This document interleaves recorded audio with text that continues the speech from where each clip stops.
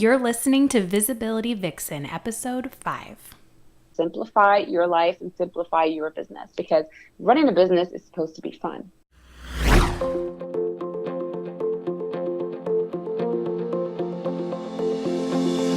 Welcome to the Visibility Vixen podcast, where we create space to grow our brand with intention and clarity, one episode at a time.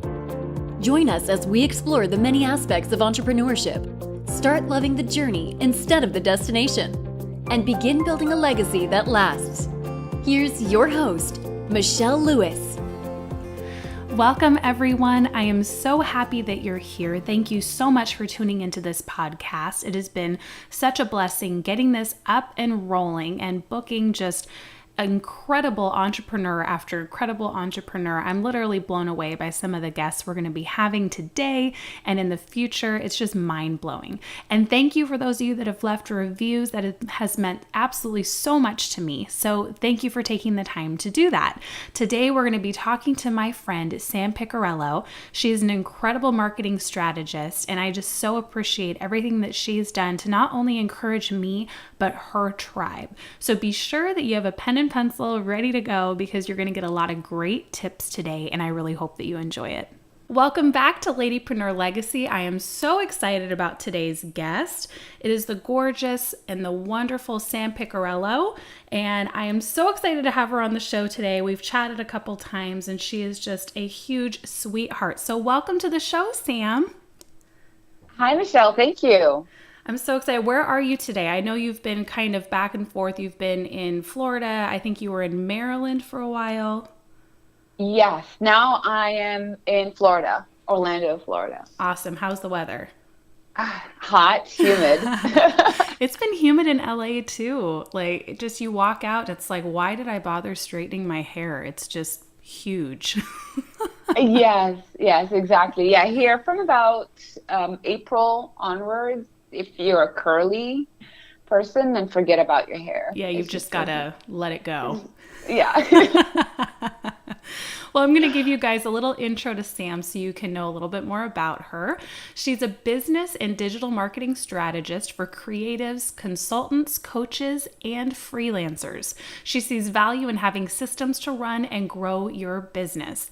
With a long corporate career in project management, Sam uses her expertise and can-do approach to help online business owners create marketing and productivity systems to streamline their businesses and increase profits. So today, Sam helps online entrepreneurs develop solid business growth strategies, set up automation and sales funnels, and regularly hosts business booster masterminds. Woohoo! She loves and takes pride in bringing a corporate flavor to small business owners, where systems and frameworks help entrepreneurs save time, create more freedom, and get results while maintaining sanity. So pretty much, Sam, everything that we need as online business owners. Pretty much, yeah. Pretty much. So today we're going to really focus on systems and productivity. Sam is the queen of this. So we're going to talk about how developing a system and a plan can help your audience and grow your business. So I'm so excited about that. And Sam, why don't you start us off and talk just a little bit about, for those of us that don't really have any systems or productivity set up in our business and we're kind of flailing and treading water. Oh, okay. So, because of my project management background, so I'm always drawn to systems. I'm always looking for framework and for sequences in any activity in the business. And that is mainly because without a system, we're pretty much reinventing the wheel each time we have to do something. A lot of the tasks and projects that we have within our businesses, they're pretty much repetitive. Unless you're creating a new product, but pretty much your marketing system, your time management, your client intake is repetitive, is duplicated each time you are doing that thing. Mm-hmm. So from my work, I mainly focused on marketing to begin with when I first started out. And then I noticed a theme among a lot of solopreneurs was just the time management aspect of it was just not there. So that really, you hear a lot of, I'm stuck, I'm overwhelmed, I don't know what to do. And a lot of it had to do with just not clear goals to begin with, and not having a system to manage your time, manage your workflow, and manage your projects. So that's what systems do. They, you think of what you have to do ahead of time. You do a little bit of planning, you invest some time on the front end so that it is easier for you to go about your work without having it take over your life and really rob you from the freedom that the reason why you got into business for yourself is to have that time freedom. And oftentimes, yeah. And oftentimes we end up we leave a job and then we end up creating a job that would pay us less, and then we work more, which is not the way to go. Absolutely. So starting with, before we dive into a lot of systems and that kind of stuff, let's talk about time management. So can you give us just like a little outline of how you kind of run your day? Because I know you're balancing a lot of different things, and most solopreneurs are. So give us a little breakdown of what your normal day-to-day looks like. Well, my normal day-to-day, usually I have the first couple of hours. They're usually just quiet hours where I do a lot of writing and a little bit of reflecting, a little bit of journaling, just to help me get into the really the mindset to begin with. And also I enjoy the early hours of the morning. Just the mind is quieter, so I can get more writing done. That's what I was going to say. I remember a post that you did, and you said that you get up at like 5 a.m. And I remember that, and I thought at the time, I thought you were nuts. But I started noticing that like during the day, I didn't have a lot of creative time because so much of my time was focused more on the systems and business building. And so I'm not a 5 a.m.er, my dear, but I have started getting up much earlier than I used to. So I set the alarm for like 7, and I have my creative time, and it's helped so much. So thank you for that. Oh, awesome. Yes. I started doing that, I think as of January. Normally, I was always an early riser, but not 5 o'clock, maybe 6:30, 7 o'clock. And then I started doing it. I listened to Hal Elrod's podcast, and he does the Miracle Morning. He has the book out, and I was listening to him, and I thought, I'm going to try it. And it was a little bit hard to begin with, but it has been so productive for me. It really has changed my output level. And just being able to get so much, especially the creative stuff that you have to do when you're a business owner, it's a gift to be able to do it that early in the morning before the world wakes up and, the phone starts to ring and the emails start coming in. So I really do enjoy it. But and then usually as I go through the day, once that's done, I have my exercise time and so on. And I have my schedule preset for me. So I have my social media time. Obviously, as a business owner, you have to do social media. And then I use themes throughout my day. So I have each days are actually dedicated to one thing that I'm focusing on. So that's called theming. You just like a batch processing of tasks within your business. So some days would be focused on a specific element of my business, and then the next day will be focused on something else, and then we move through.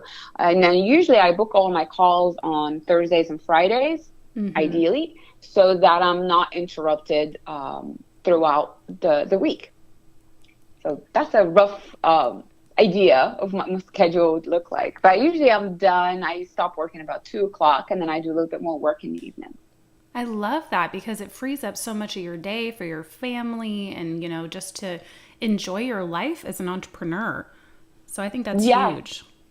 Yes, absolutely. And I've had issues with that for a long time. And it was interesting coming from a project management background because I had the systems in place and I had a team to support me, but being a business owner and really that freedom, the reason why I went into business is to have that freedom. That freedom actually ends up being your kind of like a drawback, really, because you're free to do whatever. So sometimes we end up doing 30 things at once and then nothing gets finished. It took me a little while to kind of figure out, okay, I need to come up with something a little bit better for myself so that I can manage my time. Otherwise, I was busy all the time, but nothing was actually getting finished because I was not disciplined or just not taking the time before the week starts, and then at night before I close up for the day, is to look forward, look at the day and see what I have coming up and then see where I'm going to focus my time. So I always start my weeks. They have 3 goals for my week, I call them sprint goals, things that must be finished during that week. And then each day I have little mini goals, mini things that I have to do to make sure I finish them during that specific workday, so that I'm always winning. So it keeps me motivated and it keeps you, and it keeps you productive. And sometimes I think that's one of the drawbacks really of being a solopreneur is that we have so many things that we need to do. It's very demanding on your time. We have so many hats we have to wear, and we really struggle with first recognizing the demands on our time, and then just stepping back a little bit and then scheduling things so that you can be present in whatever it is that you're doing versus multitasking and then not quite finishing anything. Absolutely. So I kind of want to go back to when you talked about day-to-day themes. And assuming that people are working, let's say Monday through Friday, let's say they take the weekend off, what would be some themes that you kind of incorporate that we could easily incorporate, for those that are newer? Okay, so for themes, first thing I would do with themes is basically categories of work that you do in your business. I would recommend the first step would be to take notes, kind of journal a little bit each day. Just watch yourself as you go through your day and then just note down the different activities that you have to do throughout the day. That's the first step, so that you figure out what the themes, what the categories are of the work that you do. And then the next step is to, once you identify them. So examples would be content writing. Another example would be recording, like you do in the podcast, or if you're doing courses or whatever it is that you do, videos even. So it would be recording, and it'll be maybe emails, writing and scheduling emails to your list. Would be outreach. Maybe you're doing workshops. Maybe you're taking client calls. Maybe it's sales call, discovery call, or prospect calls. You have social media, you have planning, bookkeeping. There's so many different things that happen throughout the day. And really the goal is that instead of going from writing to talking to clients to recording a video, back to bookkeeping, over to social media throughout the day, is to just take those themes and then apply them to one day, just one theme for one day. So an example would be, we'll just talk about content development, is we can assign that to one day. For example, I have Monday, even though I write in the mornings, but the focus is on content for that day. So I could do research, I could do outlining, I could come up with headlines, I could maybe even do some drafts and finish up a couple of posts or articles that I have to develop. So that would be the theme for the day. So once I'm done with that day, then I'll probably have 4 or 5 pieces of content, articles or guest posts, or even maybe material for my courses that's already researched and developed and pretty much done. So that's how that would work. And then obviously we have the outreach day. That's my marketing. So when you reach out to people one-on-one, so then I know on that day, that's what I'm doing, instead of trying to fit it in throughout the week, because sometimes that's how balls get dropped, because we're not prioritizing. So literally it's just setting a priority for a day. Which is so simple. But so many of us don't do that because we're, like you said, all these balls are in the air. And that's the number one thing I hear is people are upset because they can't complete their different projects. They have all these ones in the air, but they're not able to actually finish and move on. So I think that's huge. Yes, exactly. Otherwise, we just get stuck just reacting to everything. We're reacting to phone calls, we're reacting to emails, we're reacting to pretty much anything. Oh, I have to finish this by today because I want to send it out or post it or whatever tomorrow. So it just takes a little bit of time, just pre-plan it, and then that it's actually more motivating, and it's really, you end up being a lot more productive because you're not switching from task to task, because it takes different parts of your brain. Obviously, if you're writing, you're being creative, versus if you are answering an email, that's just a completely different type of activity. So it's just the goal of it is to kind of get into a state of flow and then just stay focused on that particular task, and then give yourself little wins along the day, versus just reacting to everything around you. Because as my mentor says, she's like, we're not creating oxygen. It's okay. We're not. Which I love. She says it all the time. Our work is not nearly as hard as a tree's everyday life. So. Exactly. Yeah, exactly. So it takes just a little bit of just being present and really just being aware of how you're feeling about your schedule, about your work, about your business, and is this how you want it to be for the long term? I'm pretty sure most people did not start a business because they wanted to be stressed out and working crazy hours, day in, day out. So it's always ideal, and I always recommend to step back and take a look at what you do. And you don't have to do all of it yourself too. Sometimes for you to grow, it's better to just delegate. Find a virtual assistant. They're not very expensive, and they can handle certain aspects of your business for you. So that way you're not working 60, 70 hours a week. What do you think for those of us that, are on the brink of maybe hiring a virtual assistant? What are some things that they can focus on that take, from your experience, the most stress off of your day-to-day? Well, I would say the biggest time suck, if you are an online business owner and you are using social media, it's social media. Mm-hmm. I think that's the biggest time suck, because it just is. It's something that either you're going to forget to update, even if you have automation tools, you may forget to update your queues and everything, or you want more engagement, but that means interrupting your day for you to go and engage with someone over social media. So that's one of the things that I recommend, is to have a virtual assistant to handle your social media. You give them a plan and a strategy and have them take care of it for you. The second one would be some editing of your content. If you are writing blog posts, for example, you have an editor will go through, edit the piece for you, and then they would post it on your website. And obviously website maintenance, because I see too many people, WordPress is easy, but does not mean that you should do it yourself, especially if you're not techie. So rather than spending 5-10 hours watching videos on YouTube trying to figure out yourself, that's something that you can just invest in someone and have them take care of it for you, because you can take those 5 or 10 hours and actually go and do something really productive and something that will actually grow your business, versus tinkering with a website. Absolutely. Okay, so let's switch gears a little bit. And in your perspective and your experience, what do you feel are the 3 best ways to grow your audience? The 3 best ways to grow your audience. So the best ways to grow your audience, obviously, are social media. That's one. That's how people are going to know about you. I see too many people, they're hiding. They're wondering where they're going to find clients, how they're going to get an audience, but they're not doing anything to actually let people know that they exist. Maybe just posting their blog posts to their Facebook page, and some believe that's audience building, but it's not. So pick your social media channels and then be active in those social media channels.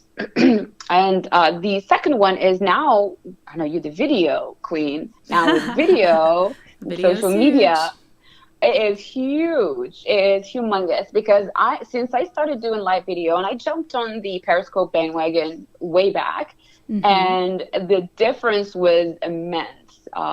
That people who had been on my list for a long, long time, and suddenly they see that I'm a real person, so they can relate to me a lot more, and they're a lot more responsive to things that I talk about, that I send to them. So social media is one. Video is really a subset of social media. True. And number 2 would be networking. We generally think just because we have an online business, we don't need to network. versus if you have a brick and mortar business. So network is essential. So that means just reaching out to people. That is not social media engagement. That is just reaching out to people, whether they're in the same space as you or in a space that's complementary to yours, or they could be prospective customers, clients. Reaching out to people, figure out where they are, where they hang out, and go hang out there and connect with people. For example, my initial platform was LinkedIn, and from LinkedIn I got a lot of business, but I wasn't even selling. All I was doing is just connecting with people and then creating a network of people who I can help, who can also help me, where you can refer to each other. So the way that you go about that is basically start creating a list, a Rolodex of people that you know. Love that. And then reach out to them and make sure that you cycle through it on a regular basis. Is you reach out to, I like to call it my network of 90 people who are my circle of influence, so to speak. And I would reach out to them once a week to 10 people each week. And it was just an email just to follow up, ask them what's happening in their lives, maybe let them know about something that's happening in mine, maybe give them a resource. And then just to keep them aware of me, and then we just connected. That's all. We're not selling, we're just connected. And I've had a lot of business come from my network without having to sell. So networking is essential, especially online. If you don't go to local events, then definitely do that online. I think that is pure gold. So ladies, write that one down. Your network of 90, 10 people each week. I think that's so huge because we tend to just let it slip our mind and forget. So when we purposely plan out to reach out to people, that keeps those relationships alive and consistent. So great tip, Sam. Yes, exactly. And they actually end up being your biggest advocates and your biggest fans, and you support them in whichever way you can as well. So that's what I do, just a spreadsheet with names, and sometimes even put notes next to their names so that little personal details about them. Maybe you've gotten on the phone with them, you spoke with them, and just keep notes. And then you reach out to people once a week. You rotate through 10, and then when you get to the bottom of the 90, you go back up and then you reach out. So that was number 2. And number 3, really to grow your audience, I call it an audience. It's engagement, but it's not social media engagement. And as you've probably noticed in my group, I do the workshops on a regular basis, about 2 a month. And that is how I am engaging with the audience that I've built. Now, just because I've built it and brought them to me, they're there, but they have so many other things they could be doing, especially in a Facebook group. Their feed is huge. So what I do is I make sure that I have scheduled engagement time where I will bring them over to a workshop or to a webinar, and then I will share value with them, educate them, give them something that they need from me. And that helps me kind of bring them closer to me. And then we establish that kind of know, like, and trust. Or don't like, don't trust. It's okay. But either way, that's how people get to know more about you. So to me, those are the 3 essentials is social media, and that includes creating content, delivering content, creating your network of 90 and keeping in touch with them on a regular basis. And then make sure you engage in a way other than social media. Have something to invite people to on a regular basis. I love that. Okay, so let's move a little bit more tech. And do you have 3 tools that you absolutely love that have really helped grow your business? And I know you do. I'm a techie. I love my tools. So 3, well, my top tool is Evernote. I love Evernote. And when I used it the first time, I just didn't know, okay, this thing's kind of bland looking. And I really didn't know its potential until I reread some stuff about it, and then I figured it out. So I love Evernote. All my research goes there, all my content, all my drafts. Everything starts in my Evernote. If I have to write anything, it goes in Evernote first, and then it goes to its home, whatever it's going to go. So I always have a reference point, and it's easy to find, and you have notebooks and everything's organized there, and it's cloud-based. So I could pull it up on my phone. I could pull it up on my iPad. I can do voice notes on the run while I'm out if I think of something. I can just record a voice note and it's saved in my Evernote and I can access it later on. So that's a great way to stay organized, is to use Evernote. My second favorite is Trello. I love Trello. All of my planning goes in Trello. And I'm not sure if you're familiar. Have you ever used Trello? I've looked at Trello, and I know that Trello and Asana are very similar. They help you organize your workflow. And if you have like virtual assistants or other people on their team, it's kind of like everything in one place, right?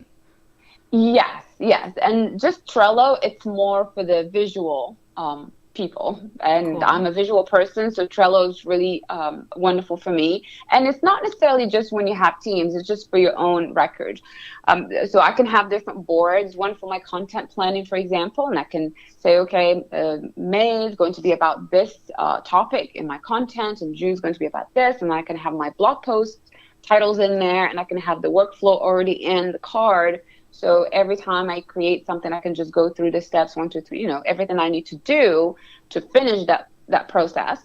And it's all there for me. So it helps me plan pretty much everything in my business is planned in Trello and it's drafted in Evernote. So Awesome. they work together. Yeah. So that's essential. The third tool would be Entreport. That's that's the email marketing. It's a little on the pricey side. It's really a competitor to Infusionsoft. I think it's much better than Infusionsoft, but without the high startup cost that Infusionsoft has. Infusionsoft, I think, is $1,400 to get started. Entreport, you pay your subscription and then you just start. And that does a lot of the smart funnel tagging, segmenting, a lot of rules, it's obviously very tech heavy. It can be cumbersome for some people, but I do love it because it helps me deliver personalized content to my list based on their behavior within, as I send them emails and how they opted in, where they came from, then I can personalize the content to them. And it also allows me to, you have your landing pages through Entreport and membership site controls, which is huge. So you can have pretty much everything centralized instead of having 3 or 4 or 5 different systems. Entreport allows you to do all of that, and love it. It was a little.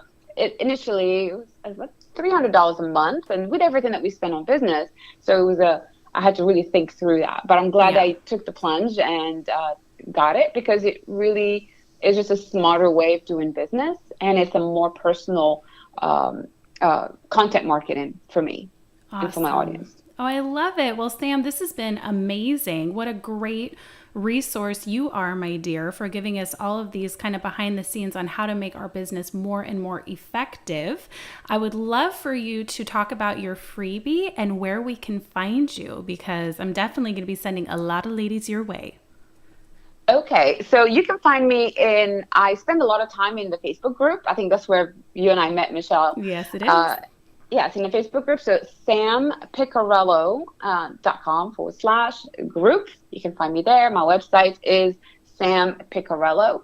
And my free gift to you is a digital detox challenge that I did run through the Facebook group, and I have it now for anybody who wants to jump on board and kind of clean up their digital life and really get more focus, more clarity as to what they need to do, because sometimes we do tend to get bogged down. So you can get that by going to sampicarello.com/DDC. D as in Donald, D as in Donald, C. And that will just redirect you to the page, and you will get videos and emails and checklists for 5 days. That will take you through the process. I've taken that challenge. It's wonderful. And it's one that you can take again and again that helps you really just get things organized, because I don't know about you, but if it's my inbox, my computer, my desk right now is a little messy and it's a little stressful, or just my house. If things are messy, it's really, really hard to be creative and to be efficient. So that is huge. Thank you so, so much, Sam. Oh, you're welcome. Thank you. And this has been a wonderful time together. Like she said, you can find her in her Facebook group or online at sampicarello.com. I will post those links below. Do you have any parting words, my dear, before we sign off today? Okay. Well, My one piece of advice would be if you are a business owner and you are being overwhelmed, you're feeling like you're struggling, you're not getting anywhere, I urge you to just take some time, step back, and really take stock of where you are, what you're doing, and where you want to go, and think about the ways that you can simplify your life and simplify your business, because running a business is supposed to be fun. I want that on a t-shirt. Love it. Okay, well, Sam, thank you so much. I can't wait to have you back on the show. And everyone listening, thank you so much for your time today. And we will see you next time.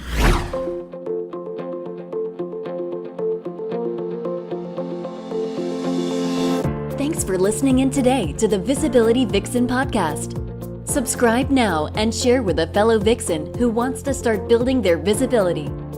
For more fire in your life and brand, visit visibilityvixen.com.